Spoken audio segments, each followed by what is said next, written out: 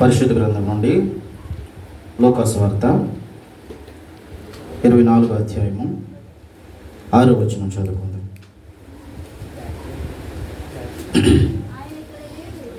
ఆయన ఇక్కడ లేడు. అందరూ వినండి, అందరూ చూడండి, బైబిల్ తీసుకోండి.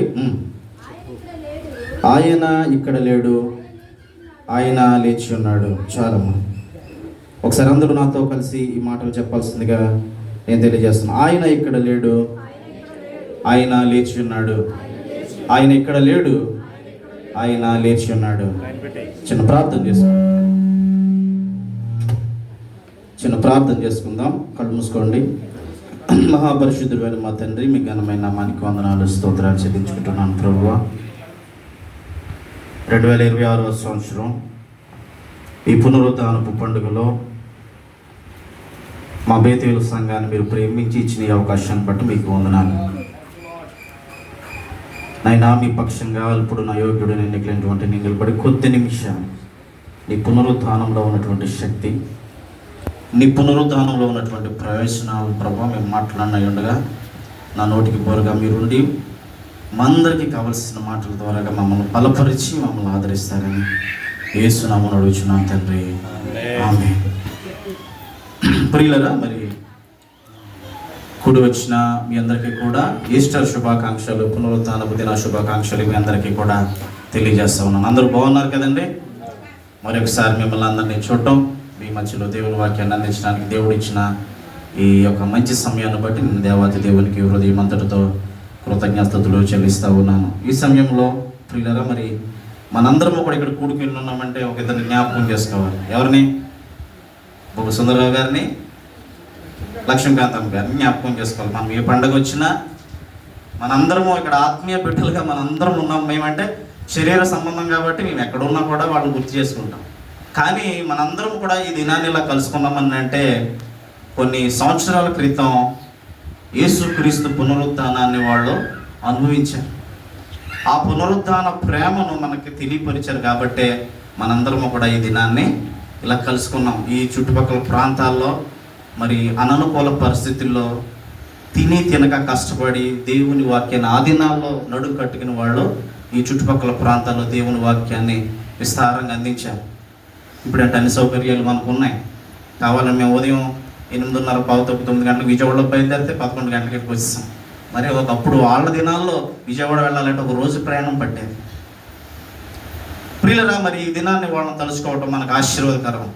తిరిగి వాళ్ళ తర్వాత మరి తిరిగి అయ్యగారు, అమ్మగారు మరి ఈ సంఘ పరిచర్యను విడిచిపెట్టకుండా, ఆత్మీయ బిడ్డలను విడిచిపెట్టకుండా, మరి కష్టమైన ఆరోగ్యం బాగోకపోయినా మరి ఇంత దూరం ప్రయాణం చేసి వాళ్ళు కూడా ఈ పరిచర్య నడిపిస్తూ ఉన్నారు.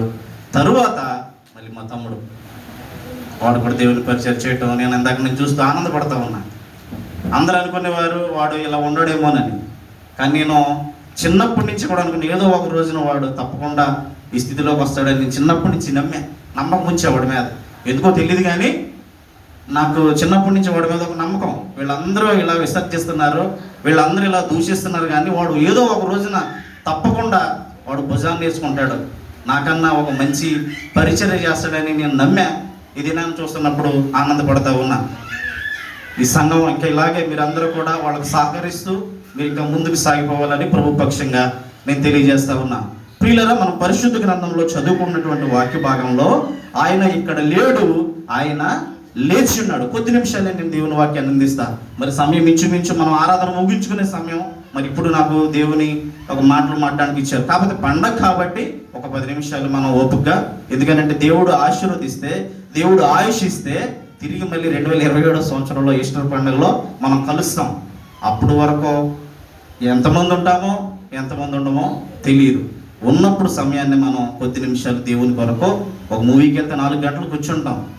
సో దేవుని సన్నిధిలో కూర్చోవడం అనేది మనకు ఆశీర్వాదకరమే, కానీ మనకి ఎటువంటి చెడు అనేటువంటిది ఉండదు. ప్రియులారా, బైబిల్ గ్రంథంలో పునరుత్థానము పొందినటువంటి వారు ఎవరైనా ఉన్నారా? పునరుత్థానానికి సంబంధించిన సన్నివేశాలు ఏమైనా జరిగినాయా అని అంటే జరిగినాయి. 7 బైబిల్ గ్రంథంలో పునరుత్థానం పొందారు. 7. పాత నిబంధనలో 3 కనిపిస్తారు, అలాగే కొత్త నిబంధనలో ఒక 4 కనిపిస్తారు. పాత నిబంధనలు ఎవరు కనిపిస్తారనంటే సారేపాతు విధవరాలు కుమారుడు చనిపోయినప్పుడు ఏలియా ప్రార్థన చేసి ఏం చేశాడు? అతన్ని బ్రతికించాడు. చనిపోయినటువంటి సారేపాతు విధవరాలు కుమారుణ్ణి ఏలియా బ్రతికించాడు. రెండవదిగా షునేమీరాలు కుమారుడు వడదెబ్బ తగిలి చనిపోతే ఎలీషా, ఇందాక ఏలియా బ్రతికించాడు, ఇప్పుడు ఇక్కడ ఎలీషా బ్రతికించాడు. మూడవదిగా ఇంకొక అతని పేరు తెలియదు కానీ ఒక శవాన్ని వాళ్ళు సమాధి చేయడానికి తీసుకువెళ్ళినప్పుడు యుద్ధం జరుగుతుందనే సైనికులు వస్తున్నారన్న కంగారులో ఏం చేస్తారంట, శవాన్ని ఎలీషా శవం దగ్గర సడన్గా దించేస్తే ఆ ఎముకలు తగిలి అతను ఏమవుతాడంటే బ్రతుకుతాడు. ఈ 3 సందర్భాల్లో చనిపోయినటువంటి వారు పాత నిబంధన గ్రామంలో 3 ఉన్నారు. అలాగే కొత్త నిబంధనలోకి వచ్చేటప్పటికి సమాజ మందిరపు అధికారి అయిన యాయిరు కుమార్తెను యేసు ప్రభు ఏం చేశాడు? బ్రతికించాడు. చనిపోయింది. యాయిరు కుమార్తె ఏమైందమ్మా? చనిపోయింది. చనిపోయినప్పుడు యేసు ప్రభు బ్రతికించాడు. రెండవదిగా నాయీను విధవరాలనేటువంటి విధవరాలు కలిగిన కుమారుడు చనిపోతే యేసు ప్రభు ఆ కుమారుని కూడా బ్రతికించాడు. ఇంకా మూడవదిగా మరియం మార్తల సహోదరుడు లాజర్ను యేసు ప్రభు ఏం చేశాడు? చనిపోయి 3 దినాలు సమాధిలో పెట్టేస్తే 3 దినాల తర్వాత ఏమవుద్దామా? కుళ్ళిపోద్ది. అటువంటి వ్యక్తిని కూడా యేసు ప్రభు బ్రతికించాడు. నాలుగవదిగా చూస్తే దోర్కా అనే స్త్రీని పేతురు ప్రార్థన చేసి బ్రతికించాడు. ఈ 4 కొత్త నిబంధనలో కనపడతా ఉన్నారు, 3 పాత నిబంధనలో కనపడతా ఉన్నారు. ఈ 7 కూడా యేసు ప్రభు కంటే ముందు పునరుత్థానము చెందినటువంటి వారు. ప్రియులారా, ఈ విషయాన్ని మీకు ఎందుకు చెప్తున్నాను అంటే, వాళ్ళు 7 పునరుద్ధానం పొందారు, చనిపోయిన తర్వాత బ్రతికారు, తిరిగి మళ్ళీ ఏమయ్యారనంటే చనిపోయారు. తిరిగి ఒక దినాన్ని చనిపోయారు, కొన్ని సంవత్సరాల తర్వాత చనిపోయారు, కొద్ది నెలల తర్వాత చనిపోయారు. ఏదో ఒక దినాన్ని అయితే వాళ్ళు ఈ లోకాన్ని విడిచి తిరిగి మరణాన్ని పొందారు. ప్రియులరా, కానీ పునరుద్ధానం పొందిన వాళ్ళు మరలా చనిపోయారు. కానీ ఒక వ్యక్తి మాత్రం ఏం చేశాడో తెలుసా? చనిపోయి తిరిగి లేచాడు. కానీ స్టిల్ ఈ రోజు వరకు కూడా సజీవుడిగానే ఉన్నాడు. ఆయనే మనం ఆరాధిస్తున్నటువంటి యేసుక్రీస్తు ప్రభు. హల్లెలూయా. ఆయనకి మరణం లేదు.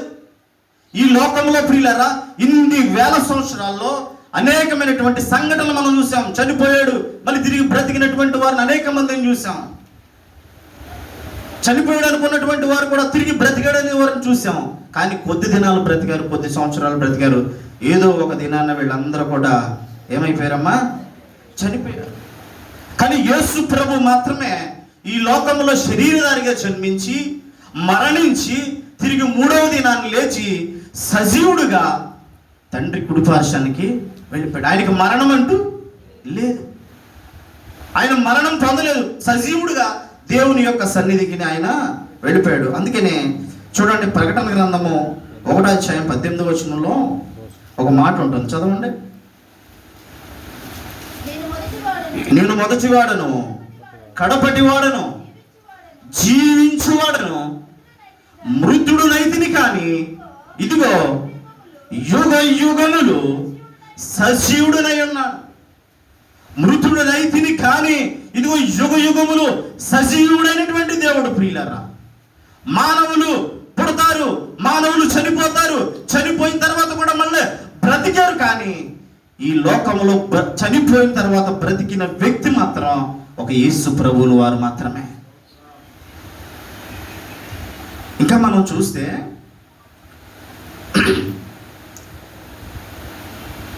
ఒక పాస్టర్ గారు ఉన్నాడండి. ఒక సందర్భంలో ఆయన వాక్యాన్ని అందించడానికి ఒక ప్రాంతానికి వచ్చినప్పుడు ఆయన వాక్యం చెప్పే ముందు టేబుల్ మీద ఒక రాయి కొన్ని వస్తువులను పెట్టి వాక్యం చెప్తా ఉన్నాడంట. వాక్యం చెప్తా ఉన్నప్పుడు కొంతమంది యవనస్తులు ఎదురు లైన్లో కూర్చుని చాలా ఆసక్తిగా వింటా ఉన్నారు. ఆసక్తిగా రాయిని చూస్తూ ఉన్నారు.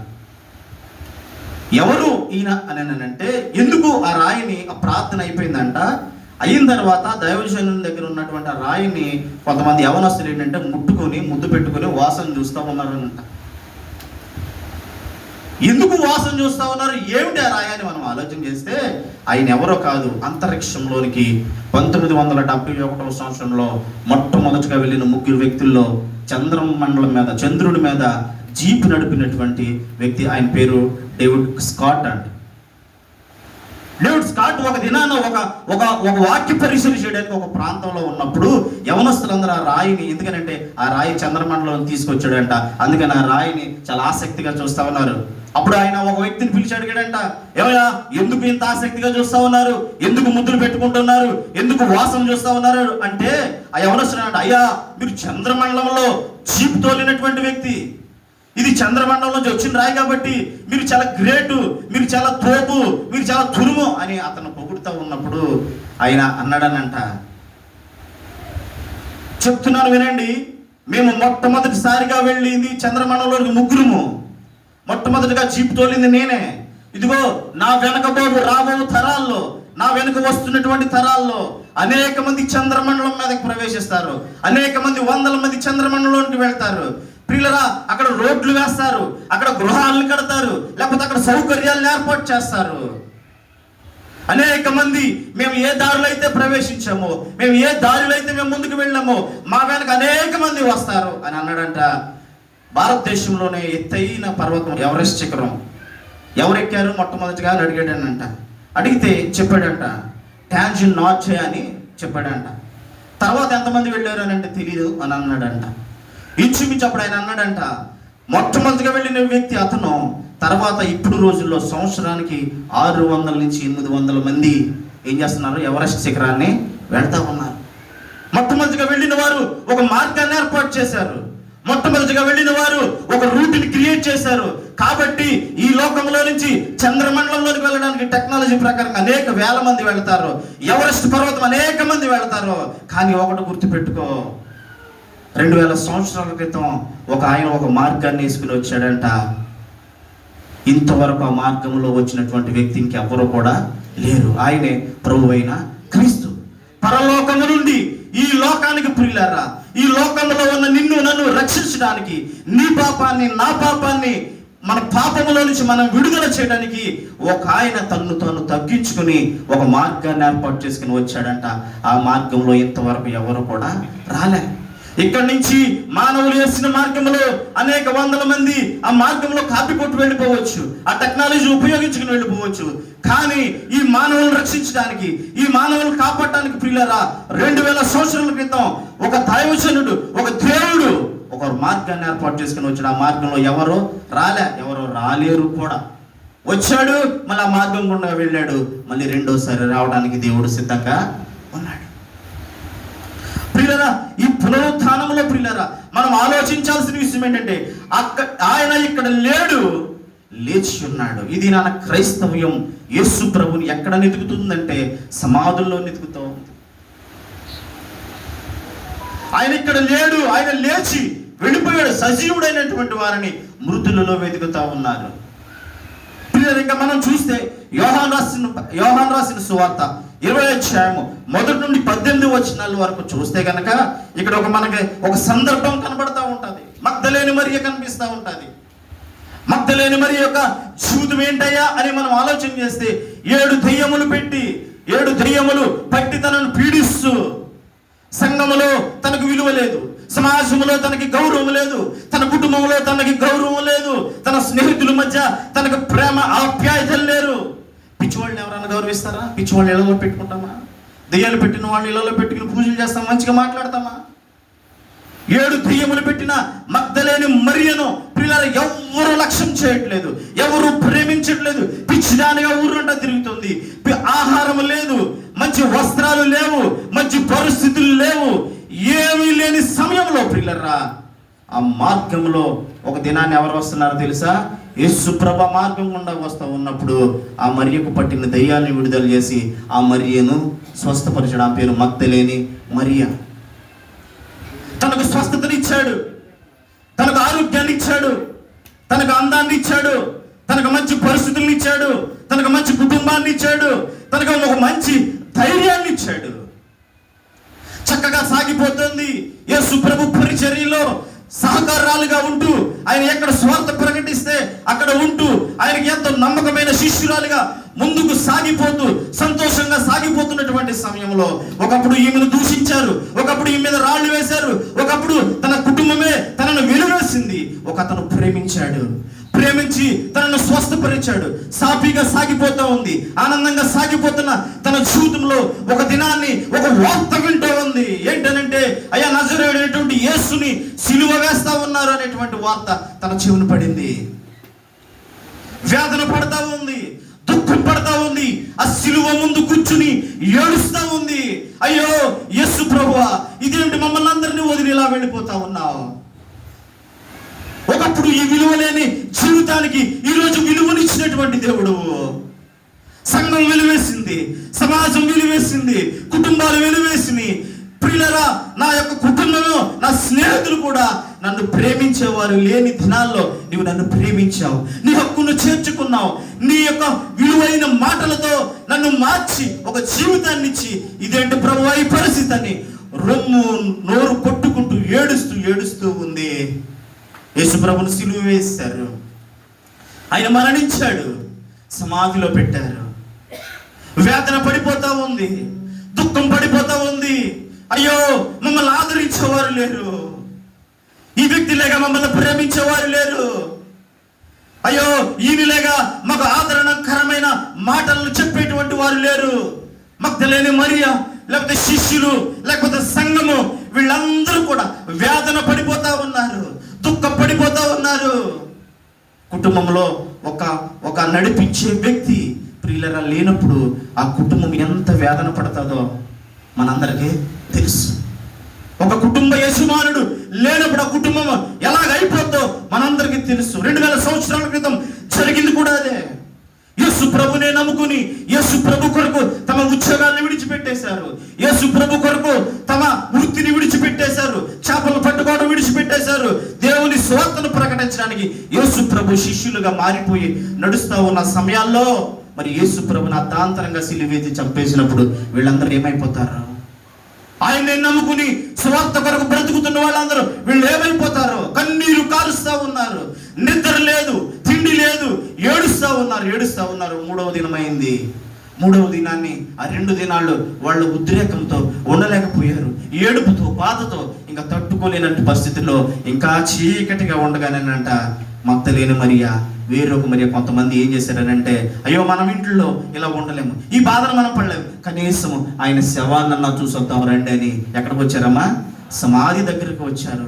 చీకటిగా ఉన్నప్పుడే, తెల్లవారక ముందే వాళ్ళ యొక్క ఆసక్తి మనం చూడాలి.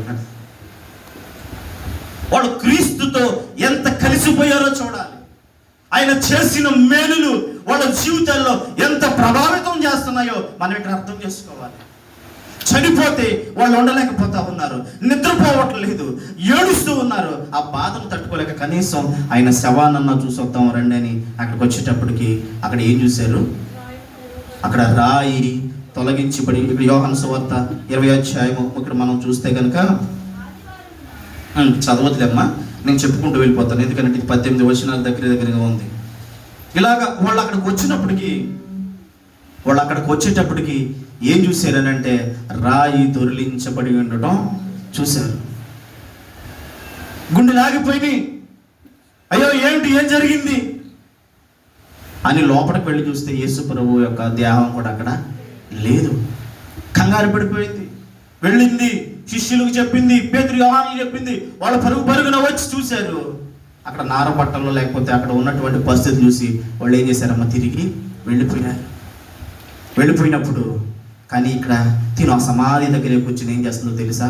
కన్నీరు కారుస్తూ ఉంది, ఏడుస్తూ ఉంది, తన జీవితాన్ని నెమరు వేసుకుంటూ ఉంటుంది. అయ్యో ప్రభువా, నా జీవితం ఒకప్పుడు ఇలాంటి చెడ్డ జీవితము, ఇలాంటి జీవితాన్ని మార్చి నువ్వేంటి ప్రభు వెళ్ళిపోయావు, నేనేమైపోవాలి, నా జీవితం ఏంటి, నన్ను ఆదరించేవారు ఏంటి, నన్ను హక్కును చేర్చుకునేవారు ఏంటి, నా పరిస్థితి ఏంటి, నా భవిష్యత్తు ఏంటి? కన్నీరు కారుస్తూ ఉంది. క్రైస్తవ సమాజంలో ప్రియులరా ఈ దినాన్న కూడా చాలా మంది కుటుంబాల్లో ఇదే పరిస్థితి ఉంది. చాలా మంది కుటుంబాల్లో ఇదే పరిస్థితి ఉంది. మమ్మల్ని ఆదరించేవారు లేరు, మాతో ప్రేమగా మాట్లాడేవారు లేరు, మా యొక్క కష్ట సుఖాలను తెలుసుకునేటువంటి వారు లేరు, లేకపోతే మా యొక్క కష్టాల్ని తీర్చేవారు లేరు. ఎంతో మంది ఏడుస్తూ ఉన్నారు, ఎంతో మంది బాధపడుతూ ఉన్నారు. ఎన్నో కుటుంబాల్లో అశాంతి, నెమ్మది లేదు. ఎక్కడ బాధపడతా ఉన్నారు మీరు? మగ్దలేని మరియ ఎక్కడ బాధపడుతుందో తెలుసా? సమాధి దగ్గర కూర్చుని ఏడుస్తూ ఉంది.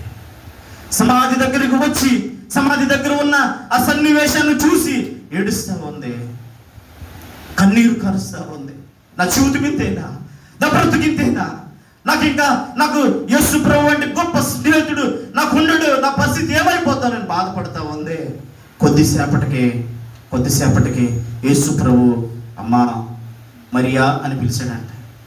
పిలిస్తే అనుకుంటుంది తోటమాలికి, అయ్యా ఒకవేళ నాకు తెలియకుండా అయ్యో మా బోధకుడు మా గురువు గారి శవాన్ని నువ్వు తీసుకెళ్ళిపోతే ఎక్కడ పాతి పెట్టావో చెప్పు, ఎక్కడికి తీసుకెళ్ళావో చెప్పు అని బ్రతుకులాడుకుంటుంటే అప్పుడు యేసు ప్రభువారు మరియా అని పిలిచాడంట. పిలిచినామంటే వెంటనే ఆ స్వరాన్ని ఏం చేసిందమ్మా?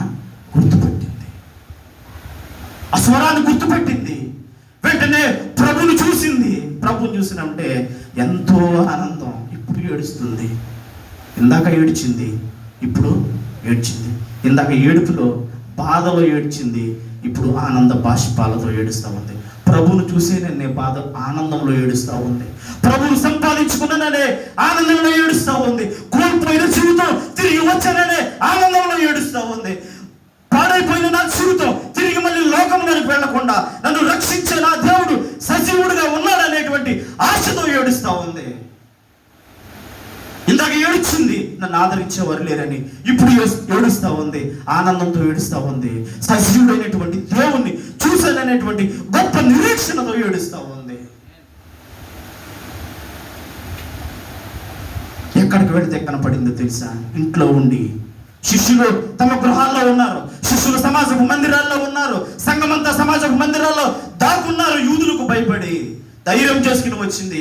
ఏమైపోయినా పర్వాలా, క్రీస్తు లేని నా జీవితము, నేను ఈ లోకంలో బ్రతికిన నాకు వృధానే, క్రీస్తుతో కూడా చనిపోతాననేటువంటి తెగింపు కలిగి ఎక్కడికి వచ్చిందో తెలుసా? సమాధి దగ్గరికి వచ్చింది. సమాధి దగ్గరికి వచ్చింది కాబట్టే సమాధి తెరవబడి ఉండడం చూసింది. సమాధి దగ్గరికి వచ్చింది కాబట్టే పిల్లల తిరిగి లేచి సజీవుడు ఉన్న క్రీస్తును చూసింది. సమాధి దగ్గరికి వచ్చింది కాబట్టే తన మనో వేదనను తొలగించుకుంది. సమాజ దగ్గరికి వచ్చింది కాబట్టే తన దుఃఖము నాట్యంగా చేసుకుంది. ఎక్కడికి రావాలి నువ్వు? ఎక్కడికి వస్తున్నావు నీవు? ఎక్కడికి వెళ్తున్నావు నీవు? ఈ పునరుద్ధానపు దినములో ప్రియులరా, పునరుద్ధానుడైనటువంటి క్రీస్తు ప్రేమ నువ్వు తెలుసుకోవాలంటే ఎక్కడికి రావాలో తెలుసా? సమాధి దగ్గరకు రావాలి. ఎక్కడికి రావాలో తెలుసా? పునరుద్ధానుడైన క్రీస్తు దగ్గరకు రావాలి. పునరుద్ధానుడైన క్రీస్తు దగ్గరకు వస్తే ఆయన నీకు కనపడతాడు, నీ బాధలను తీరుస్తాడు, నీ వేదనలు తొలగిస్తాడు, నీ చింతలను తొలగిస్తాడు. నీ జీవితం అంతా దుఃఖమే, నీ జీవితం అంతా బాధలే, అనారోగ్య సమస్యలే, అప్పులు బాధలే. ఎక్కడికి వెళ్తున్నావు నీవు? వస్తా ఉన్నావా నీవు పునరుద్ధానుడైన దేవుని దగ్గరకు? మగ్దలేని మరియ కూడా పునరుద్ధానుడైన దేవుని యొక్క సమాధి దగ్గరకు రాకపోతే తనకు యేసయ్య కనిపించేటువంటి వాడు కాదు. ఇంకా ఆ దుఃఖముతోనే ఏడుస్తూ ఉండేదేమో ప్రియులారా. ఆ మనోవేదనతోనే రోగం పెట్టి మంచం పెట్టి చనిపోయేదేమో. ఎప్పుడైతే తన ప్రాణాన్ని సైతం లెక్క చేయకుండా ఆ శవాన్నైనా నేను చూడాలి, ఆయన లేకపోతే నేను బ్రతకలేని ఒక తీర్మానం చేసుకుని అక్కడికి వచ్చిందో, అక్కడ మొట్టమొదటిగా ప్రియులరా అక్కడ ఏం కలిగింది అంటే సమాధి రాయి తొలగించడం చూసింది, దేవుణ్ణి చూసింది, దేవుని మాటలు వింది. వెంటనే దుఃఖముతో ఉన్నటువంటి తన శరీరము, తన మనసు ఆనందముతో నిండిపోయింది. ప్రియులరా, యేసుక్రీస్తు శిలువపై చనిపోయినప్పుడు శిష్యులు ఆశలు కోల్పోయారు. శిష్యులతో పాటు సంఘం ఆశలు కోల్పోయింది. ప్రియులరా, ప్రపంచం అనుకుంది ఇది ఒక ఓటమి అనుకుంది. కానీ మూడో రోజు ఉదయం ఒక అద్భుతం జరిగింది. మూడో రోజు ఉదయం ఏం జరిగిందమ్మా? ఒక అద్భుతం జరిగింది. సమాధి ఖాళీగా ఉంది. ఏముందమ్మా?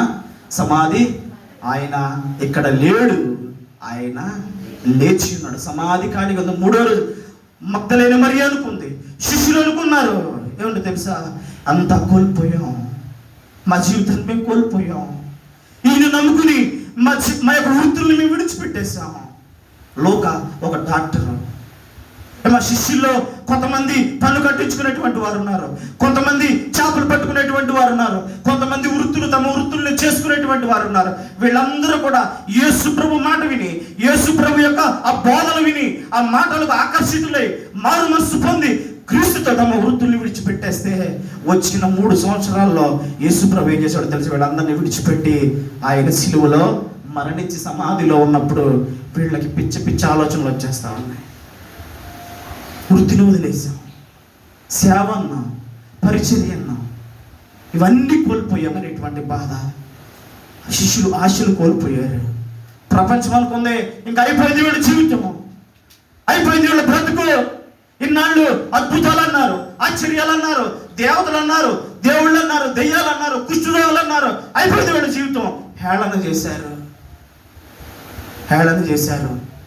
మూడవ దినాన ఒక అద్భుతాన్ని చూస్తా ఉన్నారు. ఏంటో తెలుసా? ఖాళీ సమాధిని చూస్తా ఉంది ప్రపంచం. ఖాళీ సమాధిని చూశారు శిష్యులు, ఖాళీ సమాధిని చూశారు.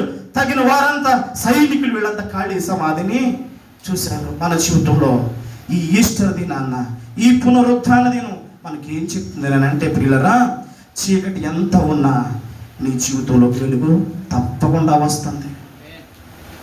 ఈరోజు ఈ క్షణం ఎప్పుడు నీ జీవితంలో ఇలాగే ఉండదు. చీకటి అయిపోతుంది అనుకున్న నీ జీవితం ఒక దినాన్ని వెలుగు వస్తుంది. సమస్య ఎంత పెద్దదైనా పరిష్కారం వస్తుంది. ఈ పునరుత్థాన దినం మనకు నేర్పించే పాఠం ఏంటో తెలుసా? సమస్య ఎంత పెద్దదైనా కూడా దేవుడు నీకు పరిష్కారం ఇస్తాడు. ఎంత చీకటిలో ఉన్నా దేవుడు నీకు వెలుగునిస్తాడు. ప్రియులరా, వెలుగునిస్తాడు. మరణం ప్రియులరా ముగింపు అనుకున్న చోటే దేవుడు ఒక కొత్త ప్రారంభాన్ని దేవుడు నీకు ఇస్తాడు. మరి అనుకుంది, శిష్యులు అనుకున్నారు మా జీవితం ముగిసిపోయింది, మా ఆశలు చచ్చిపోయినాయి, మా బ్రతుకులు అయిపోయినాయి, మేము తిరిగి ఎక్కడి నుంచి వచ్చామో అక్కడికే వెళ్ళిపోవాలనుకున్నారు. 3వ దినాన ఒక అద్భుతం జరిగింది. సమాధి తెరవబడింది. సమాధిలో పెట్టిన యొక్క దేహము లేదు, రాయి తొలగించబడింది. ప్రియులరా, అలాగే మన జీవితంలో కూడా ఈ పునరుత్థానంలో మనకి ఏమి నేర్పిస్తుంది ఈ పునరుత్థానం అని అంటే గనక, చీకటి ఎంత ఉన్నా వెలుగు దేవుడు నీ జీవితంలో ఈ దినాన్ని ఇస్తాడు. ఎప్పుడో తెలుసా? ఎక్కడికి రావాలో తెలుసా? పునరుత్థాన అనుభవంలోనికి రావాలి. ఎక్కడి నుంచి రావాలి? మన గృహాల్లో పండుకొని, మన గృహాల్లో ఎంజాయ్ చేస్తూ కాదు, దేవుని సన్నిధిలోనికి రావాలి. దేవుని సన్నిధిలోనికి వస్తేనే అక్కడ జరిగే అద్భుతాలు మనము చూస్తాం. మగ్దలేని మరియ సమాధి దగ్గరికి రాకపోతే, సమాధి రాయ దొర్లించి ఉండబడ్డాడు చూడకపోతే, యేసు ప్రభు తనతో మాట్లాడి ఉండకపోతే, ఈ దినము పునరుత్థానపు దినములో మనం ఆమె గురించి మాట్లాడుకునేటువంటి వాళ్ళం కాదు. వచ్చింది, పునరుత్థానం అనుభవంలోకి వచ్చింది, ఏడుస్తూ వచ్చింది, దుఃఖంతో వచ్చింది. తిరిగి ఎలా వెళుతుందో తెలుసా? ఆనందంతో వెళుతుంది. కోల్పోయిన తన ఆనందాన్ని ఏమవుతుందమ్మా? తిరిగి సంపాదించుకుని వెళుతుంది. కోల్పోయిన తన జీవితాన్ని తిరిగి సంపాదించుకుని వెళుతుంది. కోల్పోయిన తన ఆశను తిరిగి పట్టుకుని వెళతా ఉంది. దుఃఖాన్ని నాట్యంగా మార్చుకుని పరుగులు పెడతా ఉంది. ఇది నాని నువ్వు అనుకుంటూ ఉండొచ్చు, నా జీవితము అయిపోయింది, నా జీవితం ముగిసిపోయింది, నా జీవితం ఇంతేనేమో, నా జీవితం అంతా దుఃఖమేనేమో, నా జీవితం అంతా అనారోగ్యమేనేమో, నా జీవితం అంతా శ్రమలేనేమో అనుకుంటూ ఉండొచ్చు. పునరుత్థాన అనుభవంలో నడిపించబడితే దేవుడు నీ జీవితాన్ని ఏం చేస్తాడమ్మా? ఒక అద్భుతమైన జీవితంగా మారుస్తాడు. పడిపోయి ఉన్నావా? ఆశలు కోల్పోయి ఉన్నావా? గుర్తుంచుకో ప్రియులారా, సమాధి మూసివేయబడింది, కానీ దాన్ని ఏం చేశాడమ్మ? యేసయ్య సమాధిని మూసేశారు. ఎవరు మూసేశారు? లోకం మూసేసింది. లోకం సమాధిని మూసేసింది. ఏం చేశాడమ్మా? సమాధిని తెరిచాడు. నీ జీవితాన్ని మూసేశారా? నీ జీవితం మూతపడిపోయిందా? నీ జీవితము ఇంకా అయిపోయిందని నువ్వు బాధపడతా ఉన్నావా? దేవుడు తప్పకుండా సమాధి రాయిని తొలగించిన దేవుడు నీ సమస్యలను కూడా దేవుడు ఈ దినాన్ని తొలగించేస్తాడు. సమాధి మూసివేయబడింది, కానీ యేసు దానిని తెరిచాడు. రాయి పెద్దదే, పెద్ద రాయి, కానీ దేవుని శక్తి ఏంటమ్మా? రాయి కన్నా కూడా పెద్దదే. ఈ దినం నీ సమస్య పెద్దది అనుకోవచ్చు, నీ బాధ ఒక పెద్దదిగా కనబడవచ్చు. ఆ బాధని ఎవరు ఈ లోకంలో నా అన్నవారు తీర్చలేరనే చింతలో నువ్వు బ్రతుకుండొచ్చు, దుఃఖంతో నువ్వు బ్రతుకుండొచ్చు. ఇదిగో చెప్తా ఉన్నా, సమాధి రాయి పెద్దదే, కానీ అందులో ఉన్న దేవుని శక్తి రాయి కన్నా కూడా పెద్దదే. మరణం గెలిచినట్టు అనిపించింది, కానీ జీవం గెలిచింది. ప్రియులరా, ఈ ఈస్టర్ నీ జీవితంలో కూడా పునరుత్థానం జరగాలి. ఈస్టర్ ఈ పండుగ దినంలో కూడా నీ జీవితంలో కూడా పునరుత్థానం జరగాలి. నీ బాధలు ఆనందంగా మారాలి, నీ కన్నీళ్లు సాక్ష్యాలుగా మారాలి, నీ ఓటమి విజయంగా మారాలి. నీ కన్నీళ్ళు ఎలా మారాలో తెలుసా? సాక్ష్యాలుగా మారాలి. ఈ దినం పునరుత్థాన దినంలో మనం నేర్చుకోవాల్సినటువంటి విషయం. లేచిన యేసు, ఆయన ఇక్కడ లేడు, ఆయన లేచి ఉన్నాడు. లేచిన యేసు నిన్ను కూడా లేపడాడు. ఆయన లేచిన యేసయ్య ఏమ్మా నిన్ను లేపలేడా? నీ బాధను తీర్చలేడా? నీ ఆనందాన్ని రెట్టింపు చేయలేదా? శిష్యులు ఆశలు కోల్పోయినప్పుడు వాళ్ళ ఆశను చిగురింపజేశాడు. బాధలో ఉన్న వారికి నెమ్మదినిచ్చాడు. ఇన్ని చేసిన యేసయ్య నీ జీవితం మూసుకుపోయిన సమాధి తలుపులు తెరిచిన ప్రభువు నీ జీవితంలో మూసుకుపోయిన తలుపులు కూడా తెరుస్తాడు. తప్పకుండా తెరుస్తాడు. ఏ తలుపులు మూసుకుపోయినాయి నీ జీవితంలో? ఆనందం అనే తలుపులు మూసుకుపోయినాయా? ఉద్యోగం అనే తలుపులు మూసుకుపోయినాయా? ఆర్థిక ఇబ్బందులు అనేటువంటి తలుపులు మూసుకుపోయినాయా? కుటుంబ సమస్యలు అనే తలుపులు మూసుకుపోయినాయా? ఏ తలుపులు మూసుకుపోయి నువ్వు ఉన్నావో ఇది నాకు తెలియదు, కానీ ఇదిగో ఆ యొక్క రాయిని తొలగించిన దేవుడు నీ తలుపులను కూడా తెరుస్తాడు. చూడండి, ప్రకటన గ్రంథము 3వ అధ్యాయం 8వ వచనంలో ఒక మాట ఉంటుంది. నేను ముగిస్తాను. ప్రకటన గ్రంథం 3వ అధ్యాయము 8వ వచనం.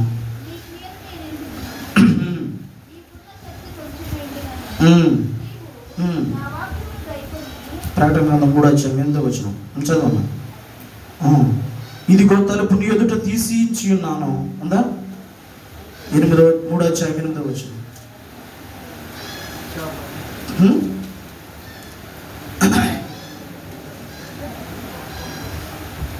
8వ అధ్యాయం 3వ వచనం చూడండి. అది కదా, ఇదిగో తలుపు నీ ఎదుట తీసి ఉన్నాను. 8:3 3:8 చివరిలో.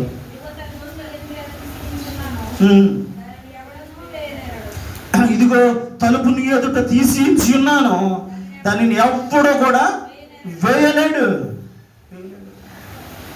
ఆయన తీసిన తలుపులు ఎవ్వరూ కూడా వేయలేరు. పిల్లరా, ఈ మూసుకుపోయిన సమాధి తలుపులు తెరిచినటువంటి ప్రభువు నీ జీవితంలో కూడా మూసుకుపోయినటువంటి సంతోషాలని తెరిస్తే ఆ యొక్క సంతోషాన్ని ఈ లోకంలో ఎవ్వరూ కూడా మూయలేరు. మూసుకుపోయిన నీ ఆరోగ్యాన్ని ఈ పునరుత్థాన దినములో ఆ యేసయ్య తెరిస్తే ఈ లోకంలో ఎవ్వరూ కూడా నీ యొక్క తలుపులను మూయలేరు. స్పష్టంగా చెప్తూ ఉన్నాడు, ఇదిగో తలుపు నీ ఎదుట తీసి ఉన్నాను, దానిని ఎవ్వడూ కూడా మూయలేడు. దేవుడు తెరిచిన తలుపుల్ని ఎవరు కూడా ఓపెన్ చేయలేరు. నీ జీవితం అనేటువంటి తలుపులు మూసుకుపోయినావు. ఏ తలుపులు మూసుకుపోయినావు నిన్ను నీవు పరిశీలన చేసుకోవాలి. ఈ పునరుత్థానపు దినంలో ప్రియులారా, యొక్క మగ్దలేని మరి యొక్క ఆశను తీర్చిన దేవుడు, కోల్పోయిన తమ జీవితాల్ని, కోల్పోయిన ఆనందాన్ని, కోల్పోయిన తమ భరోసాని ఇచ్చిన దేవుడు ఈ దినం నీతో కూడా మాట్లాడుతూ ఉన్నాడు. ఈ పునరుత్థానపు దినములో నీతో మాట్లాడుతూ ఉన్నాడు. మూసుకుపోయిన తలుపుల్ని తెరిచే దేవుడు. అనుకుంటున్నావేమో నా జీవితం అయిపోయింది, నా జీవితం క్లోజ్ అయిపోయింది, నా జీవితం చీకటి అయిపోయింది, నా జీవితము వ్యర్థమైపోయింది, నా జీవితము ఎవరికి ఉపయోగకరంగా లేదు అనుకుంటున్నావేమో. ఈ దినాన్ని దేవుడు తెరిచిన తలుపులు ఎవ్వరూ కూడా మూయలేరు. దేవుడు నీకు ఆనందాన్ని ఇస్తాడు. పెద్ద బండరాయిని తొలగించిన దేవుడు ఈ చిన్న చిన్న సమస్యలను తొలగించలేడా? అసాధ్యమైనటువంటిది, దేవునికి అసాధ్యమైనటువంటిది ఏమన్నా ఈ లోకంలో ఉంటుందా? సృష్టిని నోటి మాటతో చేశాడు, సూర్యచంద్ర నక్షత్రాలను చేశాడు, అన్నిటికంటే మరణాన్ని చేయించాడు. పిల్లలు, ఈ ప్రపంచంలో గట్టిది ఏదైనా ఒక వస్తువు ఏదైనా ఉందంటే ఇనుము చాలా గట్టిగా ఉంటుందంట. కానీ ఆ ఇనుముని మనుషులు ఎవరు ఏమి చేయలేం. కానీ అగ్ని ఏం చేస్తుందో తెలుసా? ఇనుముని కాల్చేస్తుంది, నీళ్లుగా చేసేస్తుంది. అంటే ఆ ఇనుము కన్నా గట్టిది ఏదైనా ఉందంటే అగ్నిని ఏమన్నా మనం ముట్టుకోగలమమ్మా? ముట్టుకోలేము. కానీ అగ్నిని నీళ్ళు ఏం చేస్తుందో తెలుసా? నీళ్ళు అగ్నిని ఆపేస్తుంది. మరి ఆ నీళ్ళని మనం ఎలా చేస్తాం? మనం గొట్టగట్టగడ తాగేస్తాం. నీళ్ళని మనం ఏం చేస్తాం? అవలేలుగా తాగేస్తాం. మనం నీళ్లు తాగేస్తే మనం ఏమైనా గొప్పవాళ్ళమా? మనల్ని ఏం చేస్తుందో తెలుసా? మరణం ఏం చేస్తుందో తెలుసా? మింగేస్తారు. మరణం మనిషిని ఏం చేస్తుందో తెలుసా? మింగేస్తారు. అన్నిటికంటే లోహాన్ని ఇనుముని అగ్ని కరిగిచ్చేస్తే, ఆ అగ్నిని నీళ్లు ఆపేస్తే, ఆ నీళ్ళని మనిషిని మింగేస్తే, ఈ మనిషిని మరణం మింగేస్తుంది. ఒకరోజు ఏమంటున్నాడో తెలుసా? మరణమా నీ ముళ్ళెక్కడ, మరణమా నీ విజయం ఎక్కడ? ఆ మరణాన్ని జయించింది ఎవరో తెలుసా? యేసుక్రీస్తు ప్రభుల వారు.